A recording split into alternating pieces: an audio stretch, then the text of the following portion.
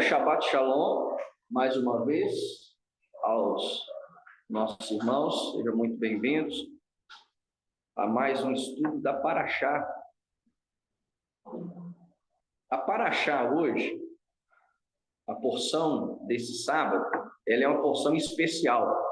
Ela é chamada, como está aí no post, um Shabbat Hol HaMoed. O que é o Shabbat Hol HaMoed? É o sábado que cai dentro da festa bíblica. Ele acontece duas vezes, né? Ele acontece durante a festa de Matzot, a festa dos pães ázimos, né? Porque em Israel 7 dias, na diáspora 8 dias. Então, normalmente nós temos um Shabbat Hol HaMoed, né?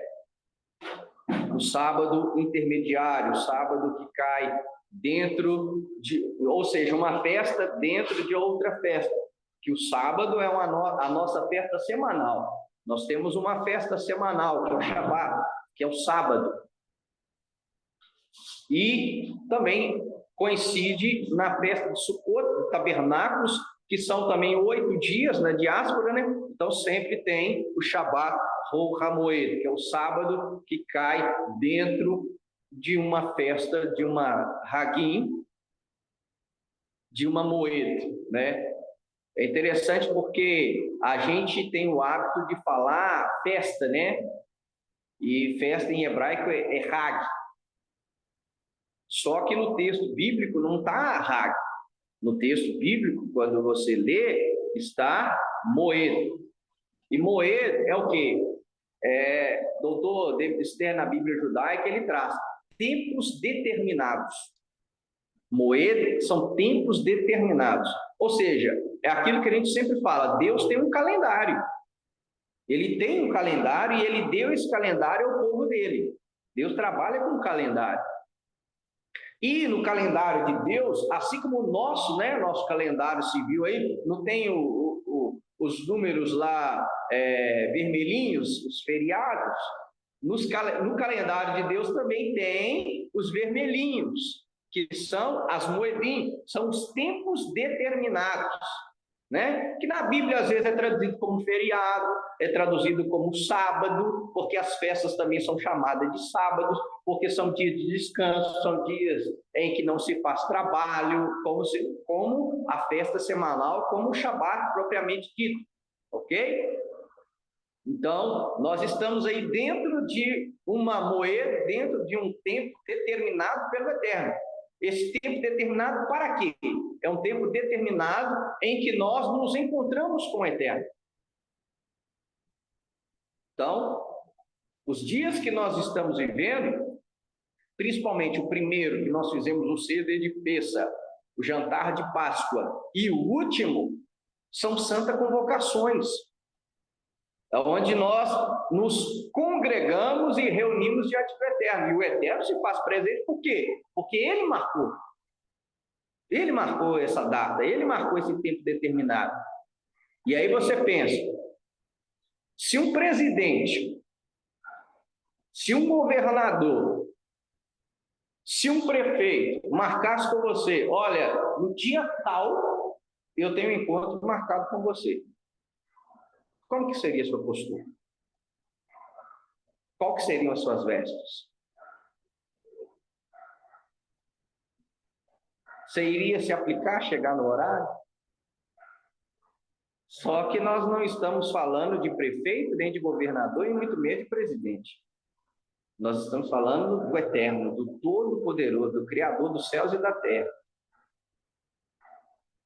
É por isso que sempre nas nossas reuniões a gente coloca o calendário das festas bíblicas para marcar, olha, que os seus compromissos não coincidam com os compromissos do Eterno.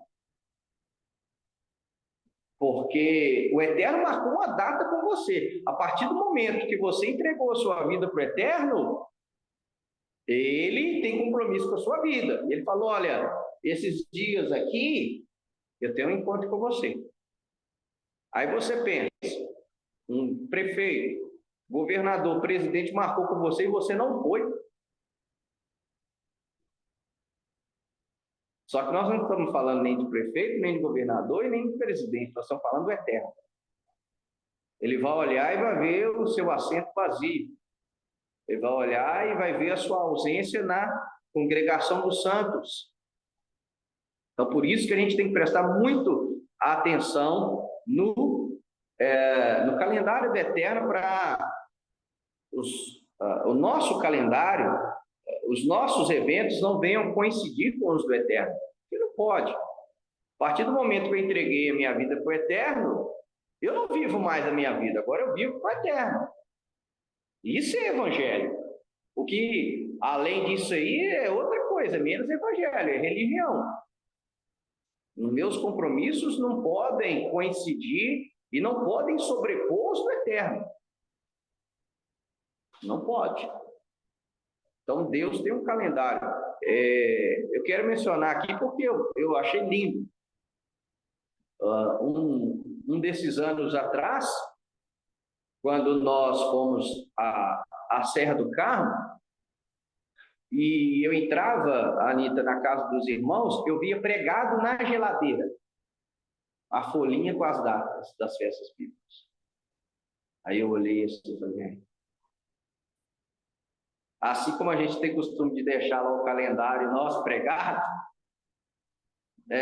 eles colocaram o calendário das moedinhas do eterno, dos tempos determinados, do encontro com o eterno pregado, opa, e a gente tem que fazer isso mesmo, para bater o olho e falar, opa, não pode haver conflito dos meus eventos com esse encontro determinado do eterno.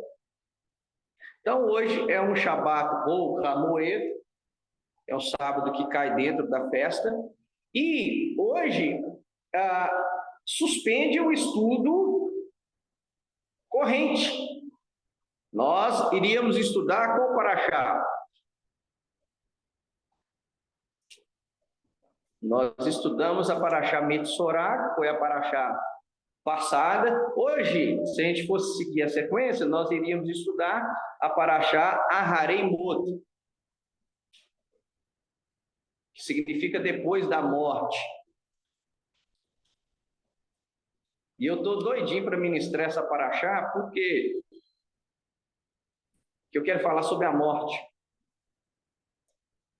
Tem muito servo e serva de Deus que tem problema com morte. Então, nós precisamos trazer um estudo para trazer luz, para trazer clareza, para trazer entendimento, para que não haja conflito. Ok? Então, a gente suspende a paraxá corrente, seria a Harei Moto, e nós vamos para estudar a paraxá especial, que é do Shabat Hamoed, que se encontra em Êxodo, capítulo 12, versículo 21 ao 51, Haftará, Josué 3, 5 a 7, 5, 2 a 15, 6, 1 a 27, e estuda-se normalmente na Brit Hadashah, João 1, 29 a 31, 10, 14 a 18. Só que hoje nós vamos trabalhar o tema Bikurim, que é conhecido como Festa das Primícias, então é Hag Bikurim, e Sefirat HaOmer, que traduzindo é a contagem do homem. A primeira pergunta que eu faço para vocês, que eu tenho feito todos os dias, é: já comeu a sua matzá hoje? Estamos na festa de Matzot, estamos nas festas dos pães sem fermento, né? Onde o Eterno nos ordena tirar o fermento de nossas casas, e não só isso, o Eterno ordena que nós venhamos ficar 7 dias, né, em Israel, na diáspora, 8 dias, sem comer nada fermentado, e 8 dias comendo matzá, 8 dias comendo pães sem fermento.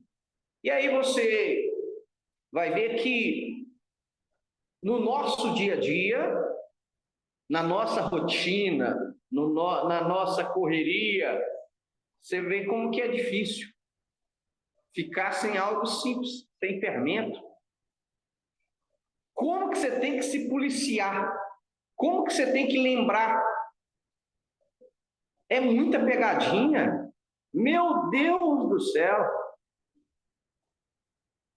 Lá onde eu trabalho, sempre quando um vai sair de férias, paga o salgado. E aí, mês que vem, tem gente saindo de férias. O que tinha na outra? Quase, gente. Como é que foi quase? Foi o eterno que chegou um cliente na hora para eu atender, aí eu fui atendi, agarrei, não comi. O pessoal foi, comeu e eu fiquei lá. Aí, nem lembrando, não, vou comer mais tarde. Comer mais tarde, depois que eu lembrei, falei, oh, graças a Deus. Então, olha para vocês verem, 8 dias só, e como que você tem que se policiar, como que você tem que mentalizar, lembrar. Vou contar uma de ontem. Eu não vou, chegando do serviço, passo no supermercado, como toda semana, compra ralar.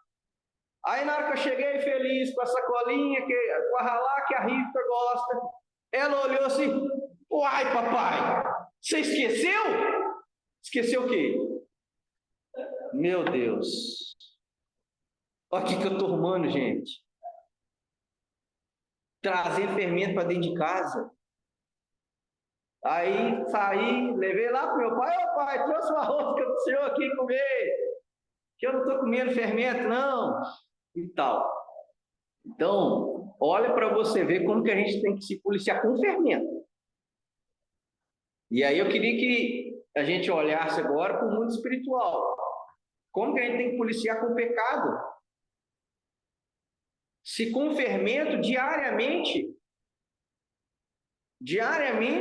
está sendo posto ali para você, o pecado é da mesma forma, e o pecado é pior. É cada instante, cada momento. Então, essa festa de Matzah nos lembra que a gente tem que estar sempre em alerta, sempre vigilante e sempre internalizando o mandamento. O que é internalizar o mandamento? É sempre você ler, meditar e lembrar. Que aí não cai no esquecimento. Por que o judeu sempre, ao deitar, ao levantar, ele recita o Shema? Ouve Israel, o Senhor nosso Deus, o Senhor é um. E amarás o Senhor teu Deus de todo o teu coração, com toda a tua alma, com todas as tuas posses. Para ele lembrar, o Eterno é um e eu tenho que amar Ele com todo o meu coração, com toda a minha alma, com todas as minhas posses, eu tenho que amar o Eterno. Todo dia ele recita para ele lembrar, para ele internalizar esse mandamento. Então, a festa do Matzot nos lembra muito disso. O cuidado da gente de levar o fermento para dentro de casa, nós mesmos levar o fermento para dentro das nossas casas, nós mesmos levar o pecado para dentro das nossas casas. A gente se contaminar com o fermento, se contaminar com o pecado, vamos dizer assim. Então, essa festa, ela é muito didática e ela mostra isso e mostra como que a gente tem que estar alerta a todo momento, todo dia, e como que a gente é falho. Se não é as misericórdias do Eterno, se não é uma criança de 7 anos para lembrar o pai, eu ia sentar, eu ia fazer, ia partir, talvez na hora que eu... Opa, tem um trem errado aqui. Mas é isso, irmãos. Hag Bikurim, a festa das primícias, e Sefirat Haomer. A festa de Bikurim está ordenada aí em Levítico 23, 9 a 14. Diz assim: disse mais o Senhor a Moisés: fala aos filhos de Israel e dize-lhes: quando entrardes na terra que vos dou, e cegardes a sua messe, então trareis um molho das primícias da vossa messe ao sacerdote. Este moverá perante o Senhor, para que sejais aceitos.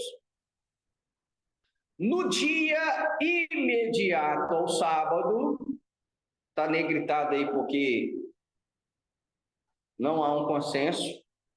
No dia imediato ao sábado, o sacerdote o moverá. No dia em que moverdes o molho, olha só que interessante, oferecereis um cordeiro sem defeito, de 1 ano, em holocausto ao Senhor. A sua oferta de manjares serão 2 dízimas de 1 efa de farinha, amassada com azeite, para oferta queimada de aroma agradável ao Senhor, e a sua libação será de vinho, a 4ª parte de 1 hin. Não comereis pão, nem trigo torrado, nem espigas verdes, até ao dia em que trouxerdes a oferta ao vosso Deus. É estatuto perpétuo por vossas gerações em todas as vossas moradas. Aqui, irmãos, nós temos, imediatamente após a ordenança da festa dos pães sem fermento, nós temos uma outra festa, que é a Hag Bikurim, a festa das primícias. Normalmente, dentro do cristianismo, quando se faz festa das primícias, é festa onde eles juntam cesta básica para dar para as pessoas, ou quando fala assim primícias, fala de dízimo, de oferta. Então, é um culto com esse nome, culto de primícias, mas o texto diz que há uma festa específica, não é isso? Há uma festa específica, há um dia específico, onde os judeus levavam até o templo um maço, um molho de cevada da primeira colheita e levavam até o templo para ser oferecido. E eles não comiam nada daquele novo produto enquanto não oferecesse no templo essa oferta. Mas por que eu estou trazendo esse estudo? Como eu disse, Deus tem um calendário e ele segue fielmente esse calendário.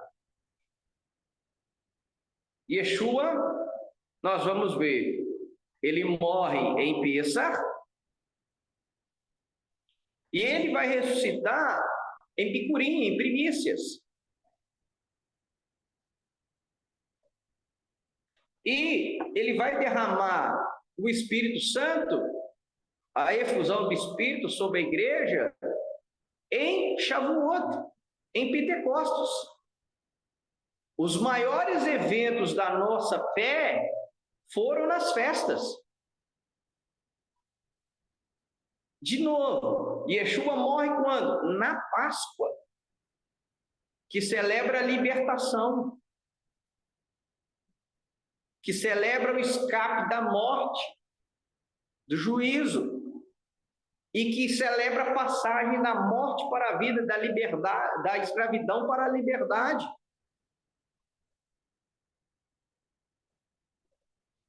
E se, eu sempre digo, se Yeshua e se o Eterno cumpriram fielmente os maiores acontecimentos da nossa fé, aconteceram nas festas bíblicas, você acha que na segunda vinda de Yeshua não vai ser assim?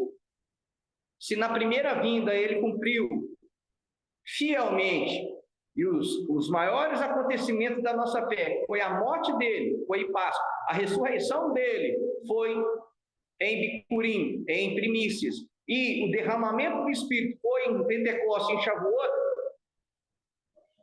você acha que as outras festas vão ficar sem ser cumpridas?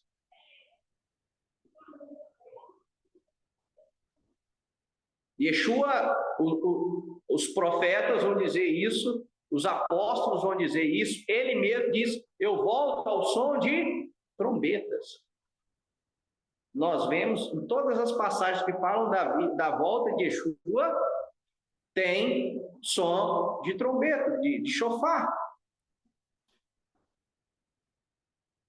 Quando ele vir, como diz Zacarias capítulo 9 a 12, haverá uma salvação coletiva nacional do povo de Israel, olharão para mim, a quem transpassaram. É o que diz Zacarias. E prantearão, como se pranteia por um filho primogênito. Na hora que eles verem Yeshua transpassado voltando, ele era o Mashiach. Ele é o Mashiach. E vai haver uma salvação nacional e cumpre Yom Kippur, gente. Quando eles se arrependerem, Yeshua já vai perdoar todos ali, e haverá uma salvação nacional, que é o que o Yom Kippur prega. E aí, quando ele volta, o que ele vai fazer? Ele vai destruir o anticristo, vai destruir as forças do mal, vai lançar Satanás na prisão por 1000 anos, e vai acontecer o quê? O reino milenar. O reino de Yeshua vai acontecer. O reinado messiânico. E aí nós vamos ter o quê? Deus tabernaculando conosco, que é o que ensina a festa de tabernáculos. O Eterno tabernaculando conosco. E quando você vai lá em Apocalipse, você vai ver que o próprio João escreveu em Apocalipse, Deus, ele está habitando, a tenda dele está aqui conosco. É o Emanuel, Deus habitando conosco. Então, na segunda vinda, nós vamos ter o cumprimento das festas que não foram cumpridas na primeira vinda. Por isso que eu digo, Deus tem um calendário, ele segue fielmente esse calendário, e nós temos que nos adequar ao calendário de Deus. Então, Yeshua, ele ressuscita em primícias. Será? A proposta é mostrar isso hoje. Nós temos aí no versículo 12, no dia imediato ao sábado.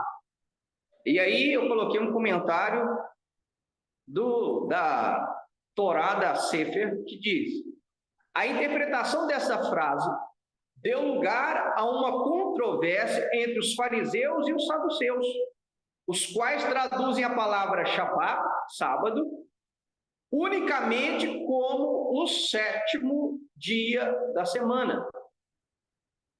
Ou seja, a festa de Bicurim, a festa das primícias, ela acontece quando? Nós temos o jantar da Páscoa, o primeiro dia de Pêssar, e no dia seguinte, conforme a interpretação dos fariseus, no dia seguinte já é Bicurim, já é primícias. Por quê? Porque eles interpretam no dia imediato ao sábado. Só que lembra que eu disse que sábado não é só o 7º dia da semana? As outras festas também são chamadas de sábado. E aí houve essa controvérsia, porque os saduceus eles só acreditavam na Torá e não acreditavam nos profetas e nem na tradição oral. Eles eram literais. E para eles, se falou sábado ali, sábado é o 7º dia da semana e ponto, acabou. Ou seja, os saduceus celebravam o seguinte: caiu a festa na quinta, aí no dia imediato ao sábado, eles só iam celebrar depois do Shabat semanal. Já os fariseus não. No dia imediato ao sábado nós celebramos Pêssar na quinta Próximo dia, na sexta, já é bicurim. Então, sempre existiu essa controvérsia aí. Hoje, a opinião majoritária que vence é a dos fariseus, que no dia imediato ao sábado, já é bicurim. Mas aí nós temos um problema. Porque Yeshua não disse que ele ficaria 3 dias e 3 noites no ventre do peixe, como o sinal de Yoná, o sinal de Jonas, que ele ficaria no ventre da terra 3 dias e 3 noites. Se é de imediato, bate. Uma coisa é fato, Jesus não morreu na sexta-feira. Esquece. Sexta, sábado, domingo.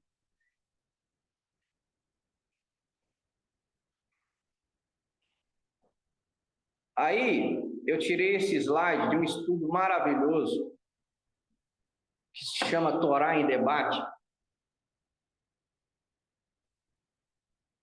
E o estudo é quando Yeshua morreu. Isso é um estudo baseado em pesquisas acadêmicas, principalmente depois dos achados de Qumran, os manuscritos do Mar Morto ali,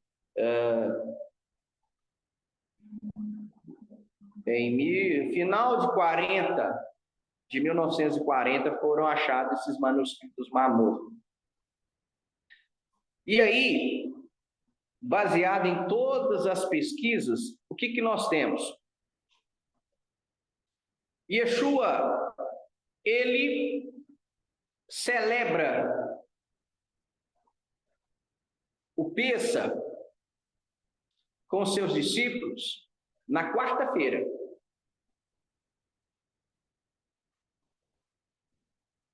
Só que a festa da Páscoa,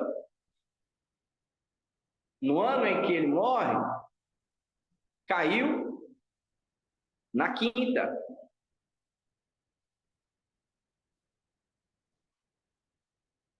Por que Yeshua celebrou um dia antes? Logicamente, porque ele iria morrer no mesmo dia da Páscoa. Eu vou avançar e vou voltar nessa tela. Olha o que eu coloquei nesse slide. De acordo com os achados em Qumran, o único ano, olha para você ver o negócio, o único ano onde o Pêssar dos Essênios ocorreu um dia antes no calendário rabínico foi no ano 30 depois de Cristo. Porque o que aconteceu? Yeshua celebrou com seus discípulos a Pêssar, mas no calendário essênico. Por isso que ele celebra um dia antes com seus discípulos. E aí, no calendário corrente, ele morre na mesma época da Páscoa. Outro detalhe muito interessante, foram os essênios que criaram o afikoman. Lembra do afikoman? O segundo pão, você parte, uma parte volta para a mesa, a outra parte é ocultada, que simboliza Yeshua. Quem criou o afikoman, por mais que é um termo, uma palavra grega, foram os essênios.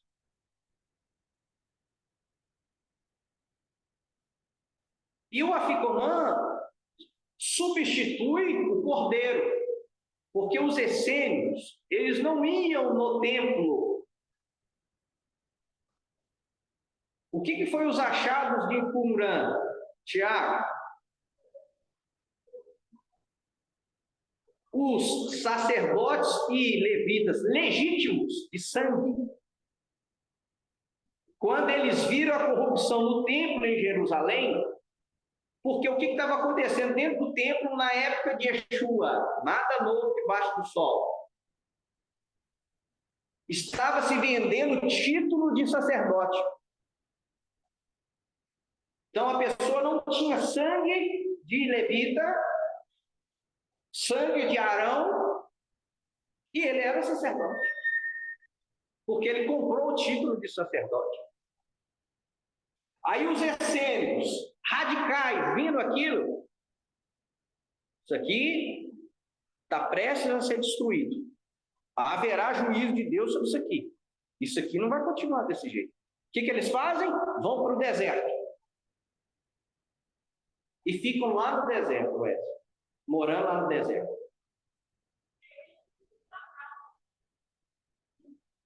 Só que além de ele ser muito monásticos, se isolaram, não tinham mulheres. Lá era só homens, vivendo na comunidade Qumran, os essênios. Aí você vai lembrar por que tinha um homem com um cântaro, que era uma coisa de mulher, um homem carregando um cântaro de água. Era a mesma coisa que você vê hoje, hoje não dá, né? Mas até uns tempos atrás, um homem andando de bolsa de mulher.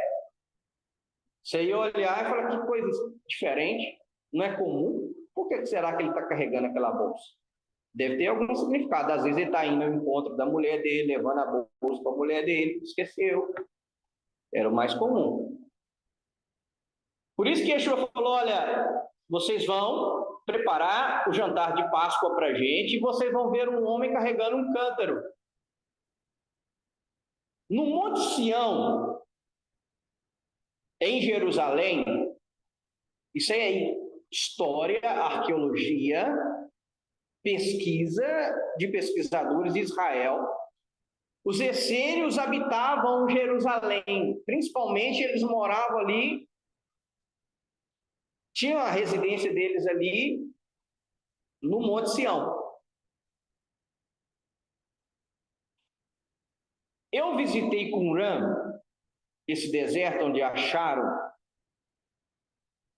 e lá tem apresentação, um mini museu. E lá tem uma corrente fortíssima que João Batista, Yohanan, o imersor, esteve lá. Saiu de lá. O primo de Yeshua. Porque tanto que ele sai de lá, ele fica onde? Ele prega onde? Ele começa a pregar onde? No deserto. Você vai lá em Qumran hoje, é cheio de mikve, cheio de piscinas batismais, piscina de purificação. Lotado. O que João pregava? Purificação pela água. Batismo, né? Hoje conhecido como batismo.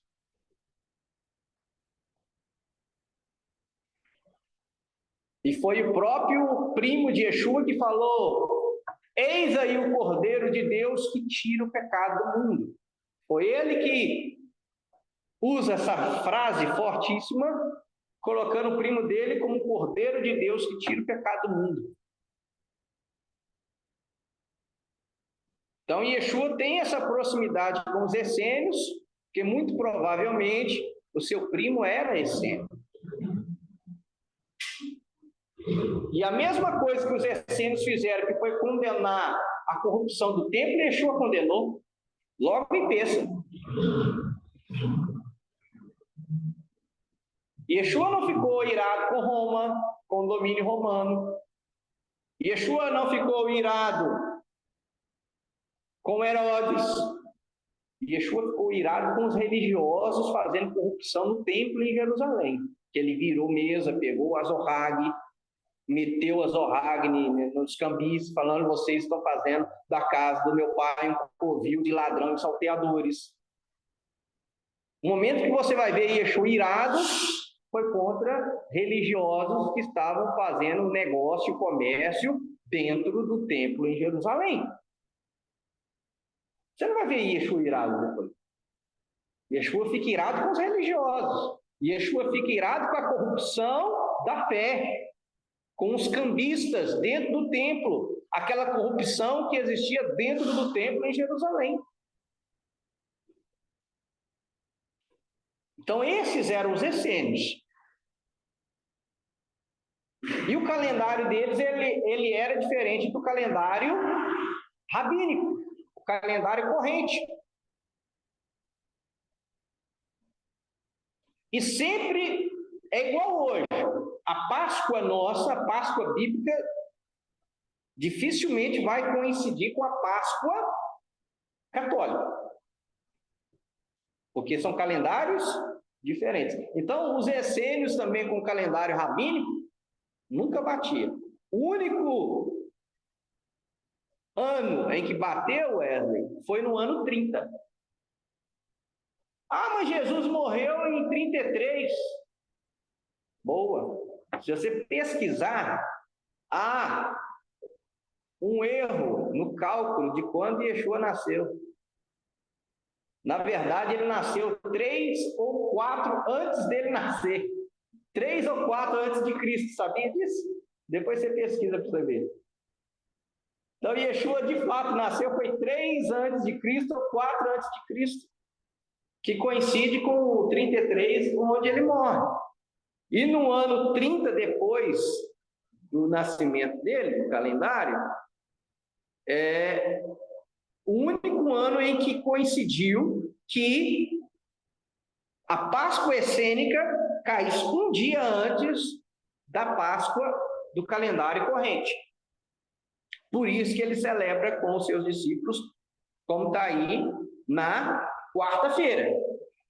Então, ele celebra com os seus discípulos ao pôr do sol da quarta-feira. Na madrugada, quando eles estão lá no Getsemani, no Getsemani, orando, na madrugada, ele é preso, olha aí, e ele é levado para a casa de Caifás, há um interrogatório com testemunhas falsas. Então, todo o processo de condenação de Yeshua, ele seria anulado hoje, pelo Tribunal de Justiça hoje, um Tribunal de Justiça de verdade, né? Talvez nem todos os tribunais de justiça iriam anular a condenação de Yeshua, mas o verdadeiro, o sério, ia falar, não, todo esse processo aí está equivocado. Você prende a pessoa de madrugada, às escondidas, você interroga ele fora do local correto, com testemunhas falsas, pegas aleatoriamente. Não, esse processo está anulado. Mas, enfim, Yeshua, ele é crucificado às 9 horas da manhã. Ele fica crucificado das 9 horas da manhã até as 3 horas da tarde, pregado madeira, sofrendo com cãibras, de 9 horas da manhã até as 3 horas da tarde.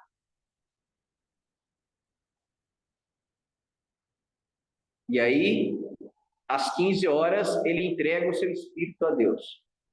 E aí ele é sepultado às pressas, por quê? Quando você lê lá os relatos, que está lá? Por que quebraram a perna dos outros 2 que estavam crucificados com Yeshua? Porque estava próximo o sábado. Só que o sábado ali era a festa da Páscoa, não o sábado literal. Mas o sábado da festa da Páscoa estava próximo. Por isso que eles quebraram as pernas dos outros para acelerar o processo de morte deles. Quando eles foram quebrar a perna de Yeshua, e não podia, porque a profecia era que nenhum de seus ossos seria quebrado, quando eles olham para ele, já estava morto. E aí que o soldado fura o lado dele com a lança, e aí sai sangue e água, né? Aí ele é sepultado às pressas,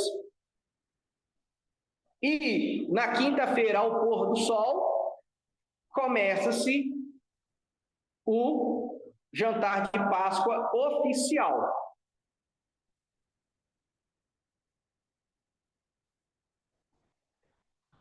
Então, Yeshua, para cumprir 3 dias e 3 noites, ele morre na quinta,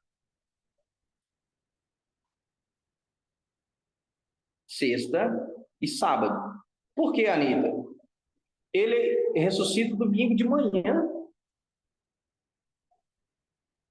Para 3 dias e 3 noites, se ele morreu na sexta, não bate. Não bate 3 dias e 3 noites. Porque ele falou, olha, o único sinal que vai dar para essa geração, o único sinal que eu vou dar para essa geração adúltera é o sinal de Jonas. E qual foi o sinal de Jonas? Ele ficou dentro do ventre do peixe 3 dias e 3 noites. E ele falou, vou ficar no seio da terra 3 dias e 3 noites. Então, se ele morre na sexta-feira da paixão, igual os católicos colocam, não bate.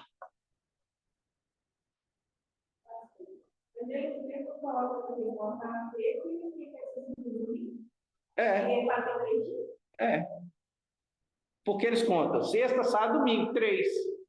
Mas peraí, é 3 dias e 3 noites. É dia, noite. Dia, noite. Ele ressuscitou domingo, de madrugada. As mulheres foram no túmulo dele já no domingo de manhã. Ele não estava lá. Ele não estava lá. É só ler os relatos bíblicos. Ele não estava lá.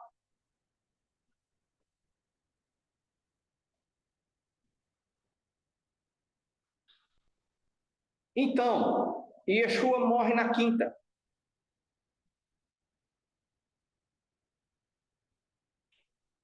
Ao pôr do sol da sexta, seria Bicurim, só que coincide com o Shabat.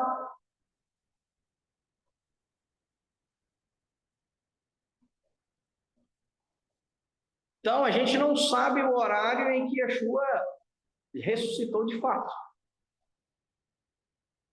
O que nós sabemos é que domingo pela manhã, ele já não estava no túmulo mais. Ele já havia ressuscitado.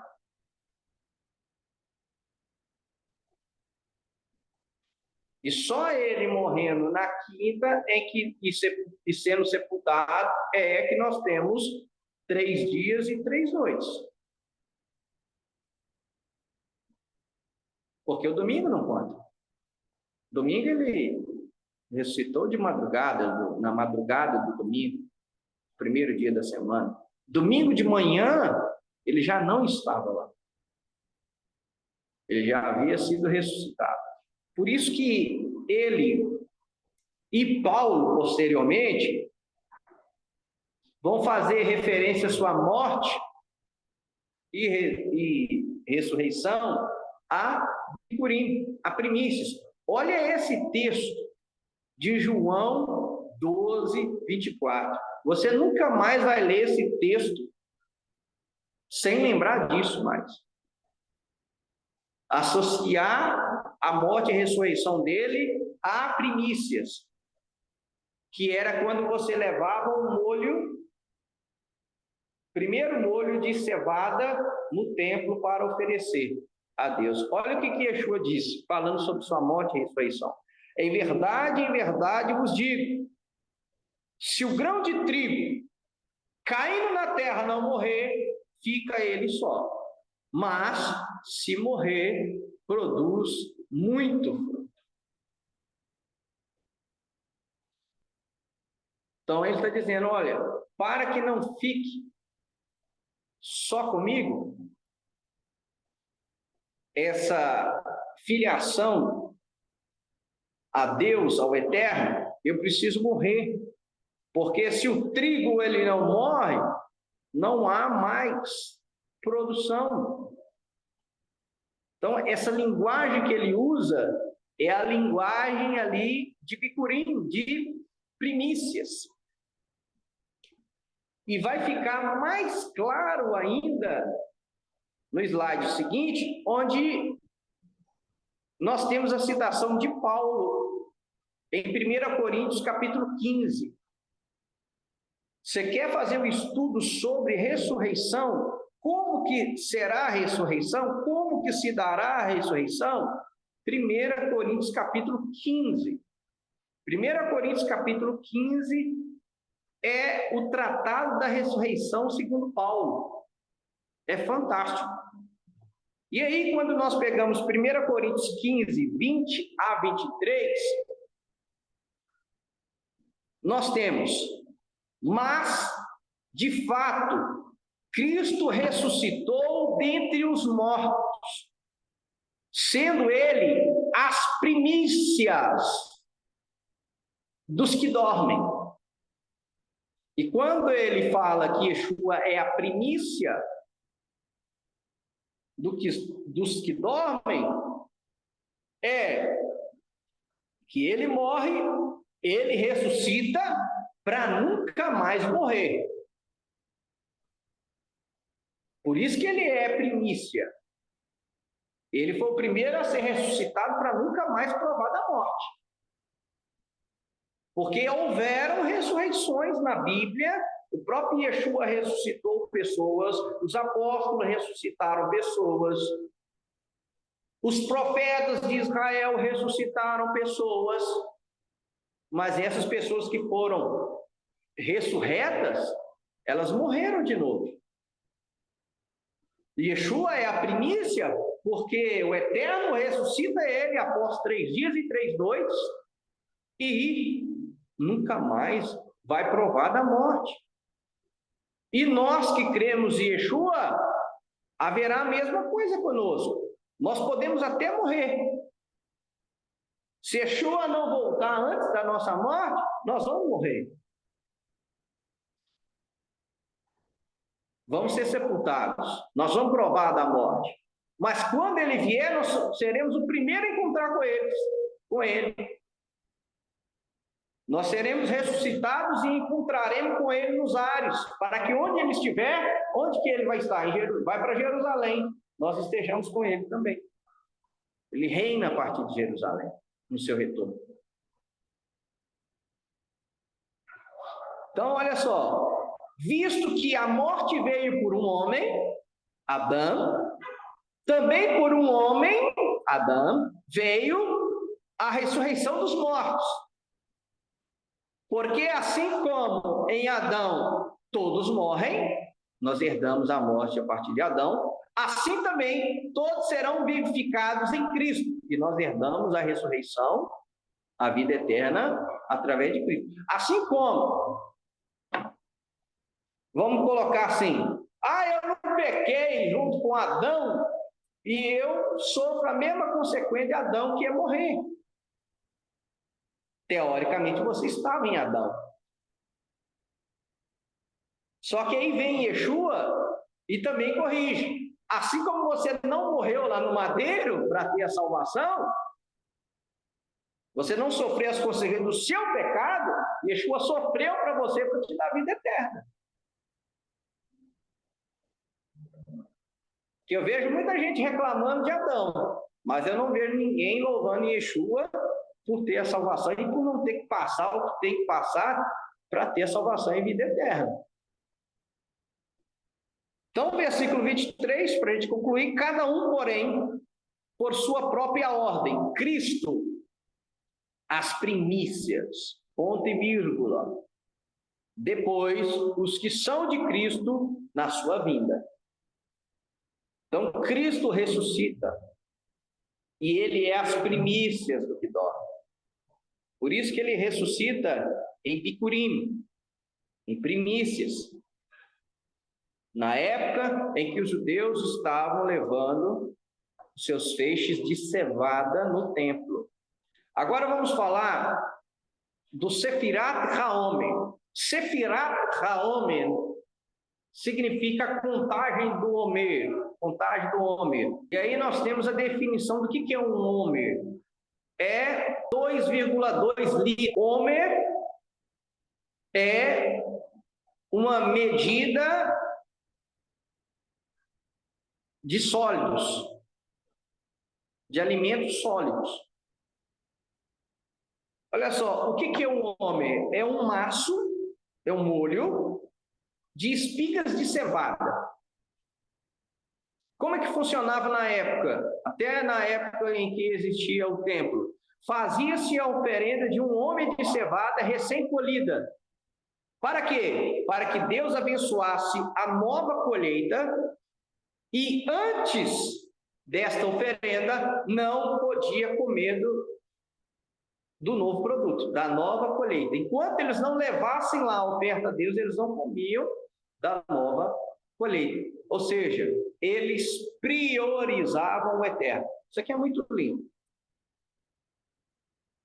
Isso aqui fala muito conosco. Será que nós priorizamos o eterno? Porque eles não comiam da nova colheita enquanto não oferecessem para Deus a primícia. Os primeiros feixes eles ofereciam para Deus. Eles tinham em Deus a primazia. Só que nós priorizamos quem primeiro? Nós. Nós priorizamos, somos nós primeiro, é os nossos filhos primeiro, é a nossa família primeiro. Não. A primazia, porque o judeu podia falar, não, mas colheita nova, meu filho aqui, pequeno, já vou dar um pouquinho da nova colheita para ele. Primeiro é Deus. Primeiro é o eterno. Depois que eu agradecer a Deus pela nova colheita e pedir para que Ele abençoe as próximas, aí sim nós podemos comer da nova colheita. Então Deus tem que ser a primazia nas nossas vidas. Então o Sefirat HaOmer é a contagem do homem. O que é essa contagem do homem? Essa contagem do homem, ela acontece entre as festas de Pêssar, Páscoa, e de Shavuot, Pentecostes. O homem é contado todas as noites, significando nossa preparação para quê? Para o recebimento da Torá na festa de Shavuot. Todas as noites, desde a segunda noite de Pêssar até o dia anterior a Shavuot, contamos outro dia, marcando os 49 dias, 7 semanas entre essas duas festas. Então, há um intervalo de 7 semanas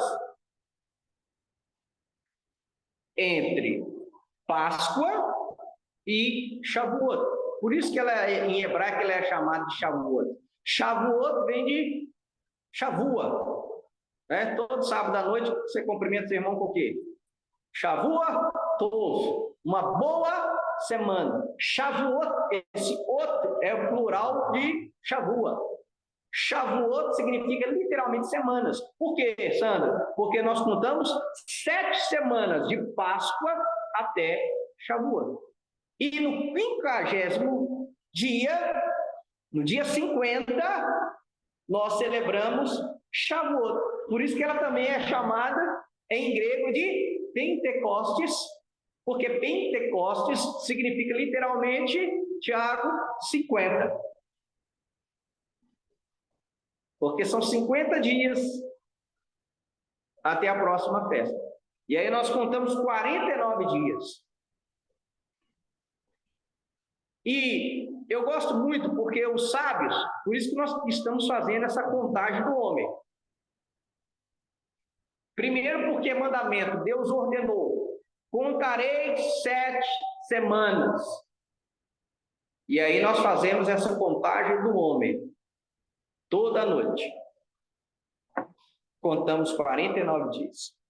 Eu acho muito interessante porque os sábios do povo de Deus, eles vão dizer que é semelhante à nossa expectativa.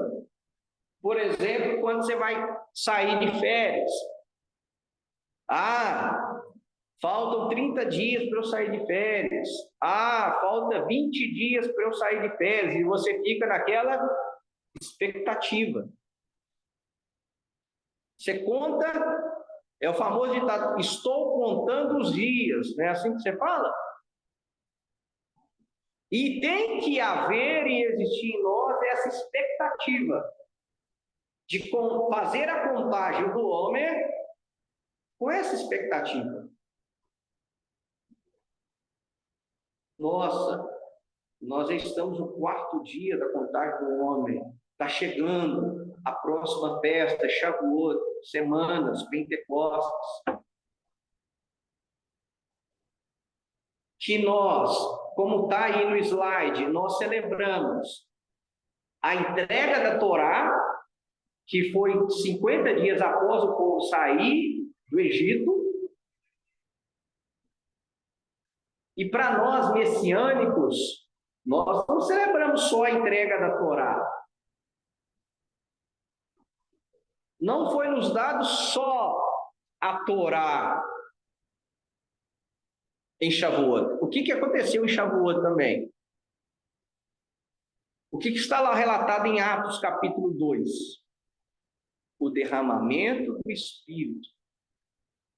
O Eterno não só deu a Torá, Tiago, deu também o Espírito da Torá. Isso é importante. Nós temos a letra da lei, que Paulo diz que o quê? Mata. Mas o Espírito vivifica. Essa é uma linguagem jurídica, até hoje. Se você fizer direito, você vai ouvir esse termo. Na letra da lei, é isso. Mas vamos aplicar o espírito da lei? Opa. Porque a ortodoxia é só letra. E Paulo já falou, você ficar só na letra, a letra mata. Você vira religioso. Você tem que seguir os mandamentos, as leis do Eterno, os estatutos. Mas tem o espírito da lei. E o Eterno não deu só a lei. Ele também deu o espírito da lei. E sempre foi assim. Por isso que os mesmos sinais que aconteceram no Monte Sinai, aconteceu em Atos capítulo 2. Um grande som aconteceu em Atos. Línguas repartidas de fogo aconteceu ali. No texto hebraico fala língua de fogo. Eles viram as vozes de fogo. E o que está lá em Atos 2? Eles viram línguas como que de fogo, pairando sobre a cabeça. E os apóstolos começaram a falar em umas outras línguas que eles nunca aprenderam. E aqui não é língua dos anjos. Atos 2 não é língua dos anjos. Não é línguas e cânticos espirituais. Eram línguas terrenas, de judeus que vieram de todo mundo para celebrar Shavuot em Jerusalém. Mas eu estou ouvindo em mandarim? Mas eu estou ouvindo em russo? Falando das maravilhas de Deus?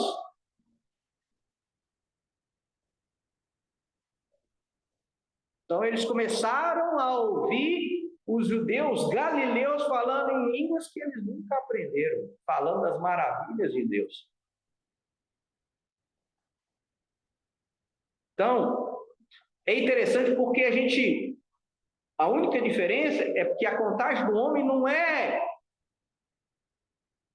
ela é crescente. Ela não é regressiva.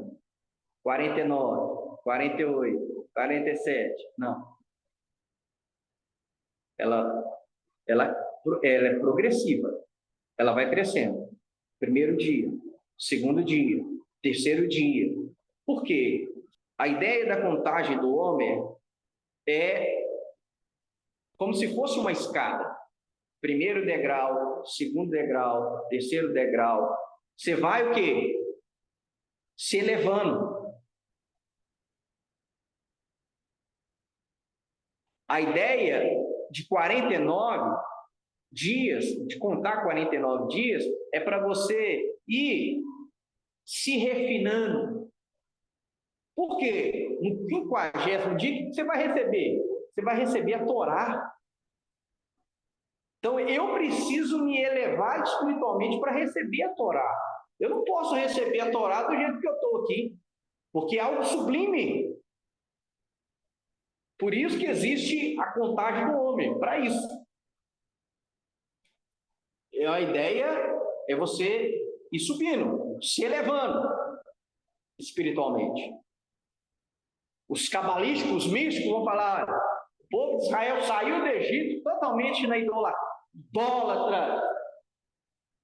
de feitiçaria do mais alto grau, e aí eles tiveram que passar por 49 portais para ir se despindo daquela idolatria, daquela feitiçaria, daquela magia negra, para estar pronto para que no 50º dia, após 50 dias saídos do Egito, eles recebessem a Torá, que é a revelação máxima de Deus. Para que eles chegassem nesse nível, tiveram que ter um espaço de 49 dias. É o período de purificação. Nós não trabalhamos 6 dias, paramos no 7 para descansar. A mulher também não tem o seu ciclo. Aí vem o período menstrual, ela fica 7 dias impura de descanso e depois se torna pura de novo. 7. É contado 7 semanas. 7 ciclos de 7. É refinamento, elevação espiritual. Deixa eu te falar uma coisa. Quando Moisés desce do templo, do monte, o rosto dele o quê? Resplandecia, brilhava, luz irradiava do rosto dele. Mas ele ficou o quê? 40 dias e 40 noites sem comer e beber nada. Ele se elevou espiritualmente. Então, para que eu possa receber a Torá, celebrar o recebimento da Torá e receber a efusão do Espírito, eu preciso contar esses 49 dias, eu preciso me elevar espiritualmente. São 49 dias que eu me preparo para receber a Torá e para receber o Espírito da Torá, o Espírito Santo, que é ele que me capacita a viver de acordo com a palavra de Deus. Que nós, de nós mesmos, não conseguimos viver, não. Não conseguimos. Então, Sefirat Haom, a contagem do homem, são 49 passos de purificação. Isso aqui é muito profundo. Nós não vamos abordar isso aqui hoje. Mas, até a Cabala, os místicos judaicos, eles vão trabalhar a Sefirot, né? As 10 Sefirot, vai trabalhar 49 áreas na vida, buscando a elevação para receber a Torá no 50º dia. Mas o fato é, são degraus que nós contamos até nos elevarmos ao ponto de recebermos a Torá. Isso é a contagem do homem. Por isso que nós estamos fazendo isso aí. A contagem do homem. Porque vocês e nem eu podemos fazer a contagem do homem sem saber o que é contagem do homem. Não tem proveito nenhum. Eu postar todo dia no meu status. Hoje é o 4º dia, 5º dia. Se eu não sei o que é isso, contagem do homem. O que é um homem? Para que se conta? Qual que é o propósito de se contar? Não, o propósito de se contar o homem são 49 dias que eu estou me elevando até chegar em Shavuot, onde eu celebro a entrega da Torá, o recebimento da Torá. Eu recebo a revelação da Torá. Eu recebo a efusão do Espírito. Por isso que eu faço a contagem do homem. Eu estou me refinando até chegar na próxima festa. Por isso que Yeshua falou, olha, não lance pérola aos porcos. A palavra de Deus é pérola. Tem gente que não é digna disso aqui. Tem gente que não é digna de receber. Por isso que Yeshua fala, não lança pérola a porcos, não. A palavra de Deus é pérola, é riqueza. Por isso que ele, inúmeras vezes, em parábolas, ele falou, olha, o reino dos céus é semelhante a um homem que achou um tesouro. A nossa maior riqueza, irmãos, é a palavra de Deus, é conhecer a palavra de Deus, é viver a palavra de Deus. Você vai ver gente rica, você vai ver gente pobre, e aí, ao olhar, avaliar a vida das pessoas, você vai ver quem que de fato é rico, quem que de fato é pobre, de acordo com a palavra de Deus. O que adianta ter riqueza? Aí vai e suicida. Dinheiro não preenche o vazio da alma. Recentemente, nós tivemos um jogador de futebol que falou, né? Ganhando milhões. E o que ele queria fazer? Pular do último ano. Tinha família, tinha dinheiro, tinha tudo. Se você for olhar, não, a vida do cara era perfeita, ele queria tirar a vida dele. Pegou o carro dele, saiu sem rumo, querendo pular da ponte. É vazio. Aí hoje você vê ele citando a Bíblia. Parece que ele encontrou a verdadeira riqueza. A verdadeira riqueza, irmãos, é a palavra de Deus. É conhecer a palavra de Deus. É viver a palavra de Deus. Essa é a maior riqueza que nós temos. E Shavuot vai falar da revelação da Torá. Hoje vocês estão aqui, vocês têm um nível de conhecimento. Eu tenho um nível de conhecimento. Daqui uma semana, o nosso nível vai aumentar. Daqui 2 semanas, o nosso nível de conhecimento da palavra vai aumentar. Começa a puxar aí na memória. Você que veio do mundo. O que você conhecia de palavra de Deus? O que você conhece hoje? A gente vai se elevando espiritualmente. Só que não é só conhecimento, é vivência, é prática, é viver aquilo que você aprendeu. Igual eu vejo que você entendeu. Não. Ensinou sobre recebimento de Shabá, eu faço recebimento de Shabá mesmo.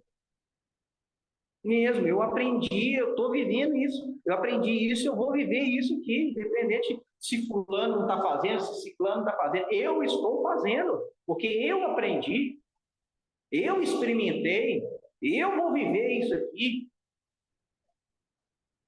E isso aí não tem como você fazer pelo outro. Nem eu, como pastor, tenho como fazer pelo outro. Eu ensino, eu mostro, eu instruo, mas fazer pelo rebanho, não consigo. Eu posso fazer por mim. O máximo que eu posso me esforçar a fazer pela minha família. Tentar juntar todos ali debaixo da minha asa e mostrar, ó, é assim. Então, por isso que nós estamos aí. Hoje é o 4º dia, ainda, ao pôr do sol, nós teremos o 5º dia já da contagem do homem, primeira semana. Você conta assim, ó, hoje é o 4º dia da contagem do homem, primeira semana. E depois vai ser segunda semana. Você conta também as semanas, tá? Primeira semana, segunda semana, terceira semana, 4ª semana, 5ª semana, 6ª semana, 7ª semana. Louvar ao Eterno e pela vida da Camila, que fez mais uma vez aí esse post da contagem do homem e tem mandado para nós aí todos os dias, nos auxiliando na nossa contagem do homem. Então vamos lá. O que eu coloquei como propósito desses 49 dias para esta casa? Nós vamos buscar o derramamento do Espírito, o derramar do Espírito dos seus dons. Nós precisamos buscar os dons. Amém, Sandra? Voltar a buscar os dons. Dom de cura. Olha a imagem aí de Atos. Que cena maravilhosa. Atos 2, 1 a 4. Ao cumprir-se o dia de Pentecostes, estavam todos reunidos no mesmo lugar. De repente, primeiro sinal, veio do céu um som, como de um vento impetuoso, e encheu toda a casa em que estavam assentados.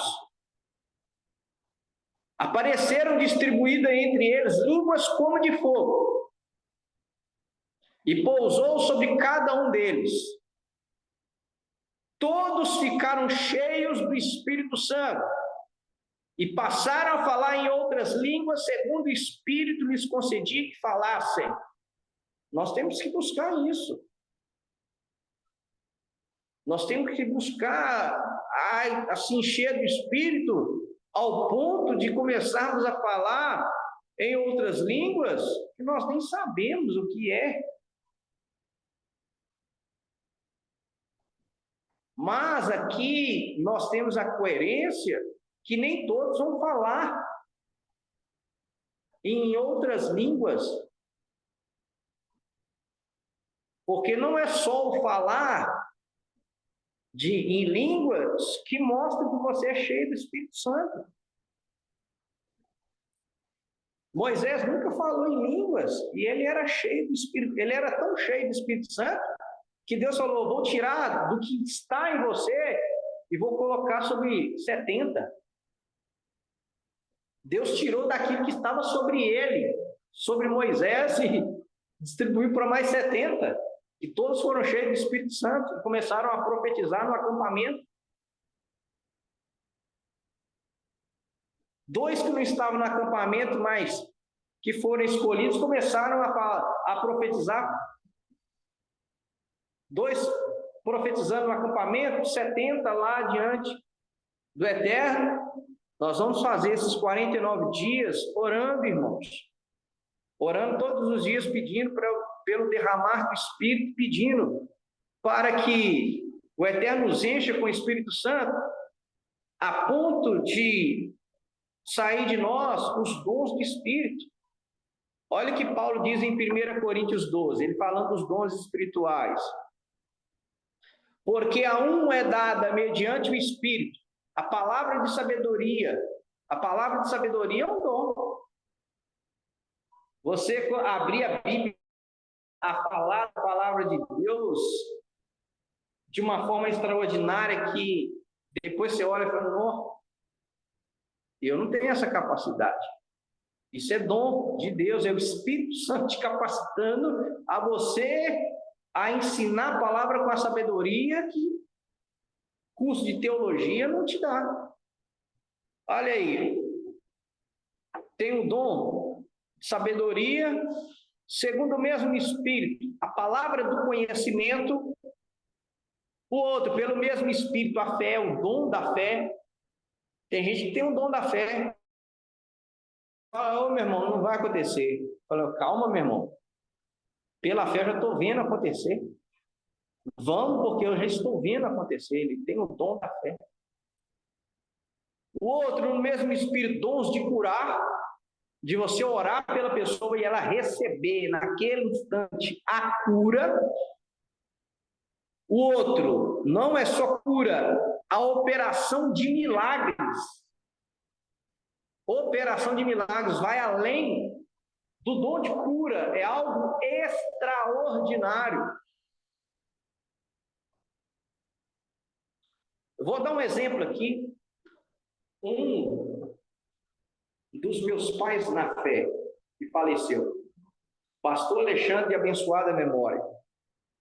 Eles estavam fazendo um culto ao ar livre, quando de repente o tempo fechou para cair aquela tempestade. E ele falou: meu Deus do céu, nós fazendo culto ao ar livre, nós vamos ficar todo ensopado. E aí o Espírito falou: ora, ele começou a orar: Senhor, esta chuva, agora não, Senhor. E ele relata que Deus abriu os olhos dele e ele começou a ver anjos empurrando as nuvens aonde eles estavam. Choveu, mas em volta. Aonde eles estavam? Não. Isso é dom de maravilha. Dom de maravilha. Então nós temos os dons de curar, nós temos os dons de maravilha. Esse mesmo pastor, que eu tive orgulho de conhecer, de ser pastoreado por ele, de aprender com ele, teve uma vez que o vizinho entrou no culto para matar ele, Sandro. O camarada ficou pregado na parede. Entrou e ficou agarrado na parede. E ficou lá. E aí continuou o culto. Terminou o culto, todo mundo foi embora e o camarada preso lá na parede. Enquanto ele não foi lá, orou, o braço do cara não soltou. Então isso é dom de maravilhas. Nós vemos isso na Bíblia, nós vemos isso no chamado Antigo Testamento, nós vemos isso no chamado Novo Testamento, e hoje existe ainda. Isso não acabou, não. Cessacionismo, que é o que muitas igrejas pregam, principalmente as igrejas históricas. O Espírito Santo cessou. Que cessou, rapaz? Que cessou? É eles que não buscam o Espírito Santo. O poder do Espírito Santo, porque o Espírito de Deus ainda atua. E para a gente concluir, há outro profecia, o dom de profecia, de você profetizar, inspirado por Deus para a vida de alguém, algo que vai acontecer depois de anos, ou algo que não aconteceu, que vai acontecer, ou algo que está acontecendo na vida da pessoa sem você saber. Dom de profecia. Há outro, discernimento de espírito. Precisa demais ter discernimento de espírito, porque às vezes a língua que a pessoa está falando não é língua estranha, não é de Deus, é do diabo. Às vezes a pessoa está impondo as mãos sobre você, falando que é de Deus e não é de Deus. Aí tem que ter o dom de discernimento de espírito, de já repreender na hora. Há outro, variedade de línguas, falar em várias línguas. Há outro, a capacidade de interpretar línguas. Já houve um relato de missionários, quem conta isso é o Dr. David Stern no Novo Testamento Judaico, comentário do Novo Testamento Judaico.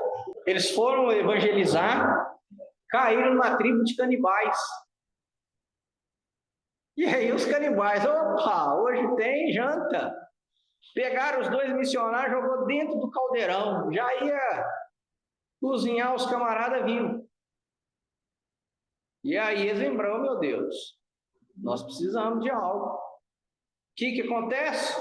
Cheios do Espírito, começaram a falar em línguas. Que língua? A língua dos canibais. De repente, os canibais tirando eles. Falando, pode ir embora, tchau.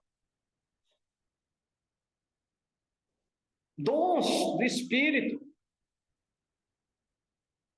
Então, versículo 11. Mas um só é o mesmo Espírito que realiza todas as coisas, distribuindo-as como lhe apraz a cada um individualmente.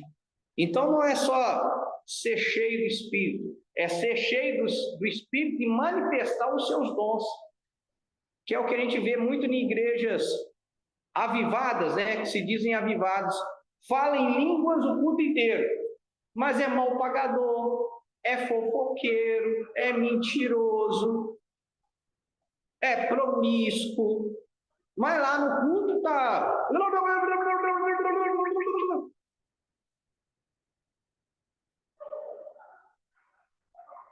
Falar em línguas não evidencia que a pessoa é cheia do Espírito Santo.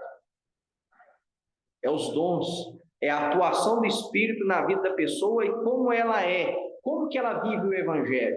Aí sim você vê se a pessoa é cheia do Espírito Santo ou não.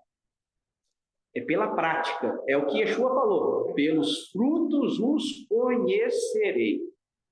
Amém, meus irmãos? Então, hoje, sobre esse tema de Hag Bikurim, a festa das primícias, que nós passamos por ela essa semana, né? Onde celebramos a ressurreição de Yeshua. E agora, esses 49 dias que nós nos refinamos e subimos esses degraus até nos elevarmos para recebermos a Torá, a revelação da Torá, até Shavuot, que nós possamos nos refinar. E durante esses 49 dias, vamos buscar ser cheios do Espírito Santo e vamos buscar ver os dons do Espírito Santo. Porque olha o que eu vou dizer agora para a gente encerrar, é obrigação do discípulo. Você como discípulo de Yeshua, você como discípula de Yeshua, você tem que ser cheio do Espírito, ter dons do Espírito Santo. Por quê? Porque você tem um ide. Ide e pregai o Evangelho a toda criatura. Você tem um ide para fazer. Ah, mas eu não tenho capacidade. É aí que entra o Espírito Santo. Que ele vai dizer, e esses sinais seguirão os que creem. Então você vai ser tomado do Espírito de tal forma que os sinais, esses sinais aqui que nós lemos e outros, vão acompanhar. Vão acompanhar. E Deus faz coisas para te honrar. Para nos honrar. Amém? Então, esse é o nosso estudo da Parashá de Hol HaMoed. Shabbat Shalom e até o próximo estudo da Parashá.